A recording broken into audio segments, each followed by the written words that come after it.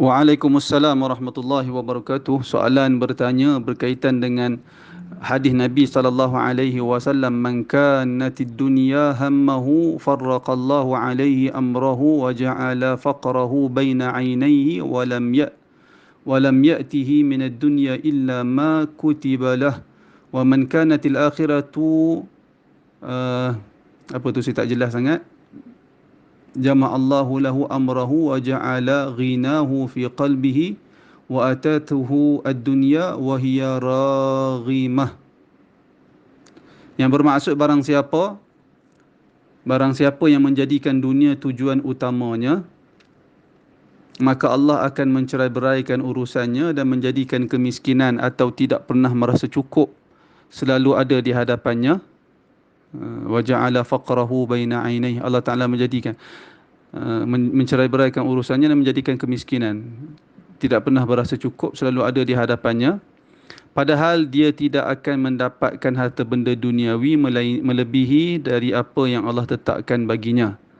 Dan barang siapa yang menjadikan akhirat niat tujuan utamanya, maka Allah akan menghimpunkan urusannya, menjadikan kekayaan selalu merasa cukup ada dalam hatinya, dan harta benda duniawi datang kepadanya dalam keadaan rendah, hina, tidak bernilai di hadapannya. Hadis riwayat Ibnu Majah, disahihkan oleh Al-Albani. Maksudnya Ustaz, soalan bertanya, maksudnya Ustaz, kalau kita ada kehilangan barang-barang mahal seperti gadget atau barang perhiasan yang mahal-mahal, lalu kita reda tanpa ralat sedikit pun sebab ianya sekadar harta dunia semata-mata, tidak bernilai pada matan hadis itu, nilai yang bagaimana Ustaz?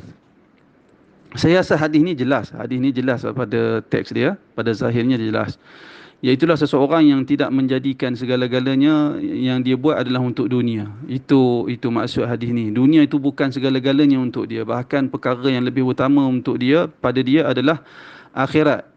Bukan maksud kalau hilang gadget ataupun perhiasan ataupun harta kita yang mahal-mahal. Ya, betul, kita reda dengan semua. Itu isu lain. Isu reda ni isu reda dengan setiap ketentuan Allah, kerana meyakini setiap perkara yang ditentukan Allah Ta'ala itu adalah baik belaka, maka kita reda. Itu yang telah ditetapkan oleh Allah. Itu betul lah. Itu dari sudut reda terhadap ketentuan Allah. Tetapi dari sudut manusia, bila harta dia hilang, harta-harta yang mahal terutamanya hilang, maka kita akan rasa menyesal, kita akan rasa rugi. Kerana itu dalam hadis lain, Nabi mengajar kita membaca doa supaya Allah Ta'ala memelihara harta kita, memberi kesihatan dan keafiatan kepada kebaikan, keselamatan kepada harta kita. Kerana apa? Semua fitrah manusia sayang kepada harta yang dia perolehi di dunia, tetapi bukanlah segala-galanya hartanya itu. Perkara ini perlu seimbang. Perkara ini perlu seimbang. Saya nasihatkan persoalan-persoalan yang macam ni sukar untuk saya jelaskan di dalam ruang terhad soal jawab di dalam WhatsApp ini. Saya nasihatkan supaya ia hadir. Dia perlu kepada pengajian. Apa pengajian? Maksudnya biasa dengar hadis ini, biasa dengar hadis lain, memahami prinsip-prinsip asas agama. Dia hadis-hadis yang seumpama ini tak boleh dibaca bersendirian. Tak boleh dibaca bersendirian kerana hadis ni fokus dia ada sesuatu yang hendak difokuskan dalam tajuk, dalam persoalan dalam hadis ni. Kemudian dia bukan, manakala kefahaman lain diperolehi dari pengajian hadis yang lain, membaca hadis yang lain. Ada beberapa cuba tengok balik soalan saudara. Maksud saya, kalau kita ada kehilangan barang-barang mahal seperti gadget atau barang perhiasan yang mahal-mahal, lalu kita reda tanpa ralat. Tak, bila reda tak semestinya tidak ada ralat. Ada ralat. Kita reda ralat tu.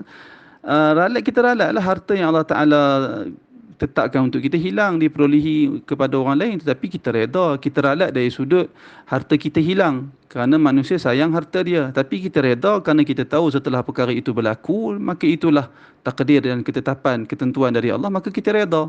Kita tidak mengungkapkan perkara-perkara yang menyebabkan Allah Ta'ala murka, maki orang, kita salahkan takdir. Kita tak ungkapkan perkara-perkara yang seperti itu. Tapi ralat ada pada kita. Dalam masa yang sama, kita akan berusaha untuk memastikan harta kita tidak lagi hilang. Itu maksud, dan tindakan itu sama sekali tidak semestinya bermaksud kita menjadikan dunia itu matlamat kita. Bukan sedemikian. Bukan dia tak, dia perkara yang saudara tanya ini banyak perkara yang masing-masing memiliki perbahasan ataupun persoalan yang panjang untuk dibicarakan. Saya nasihatkan sekali lagi supaya perkara-perkara yang seumpama ini tidak cukup untuk kita lakukan soal jawab di dalam ruang WhatsApp yang terhad ini. Tidak boleh tidak, melainkan dia perlu kepada pengajian yang berterusan, melazimi kuliah, mendengar syarah-syarah hadis daripada ustaz-ustaz yang berbagai dari masjid-masjid yang berbagai. Wallahu taala alam.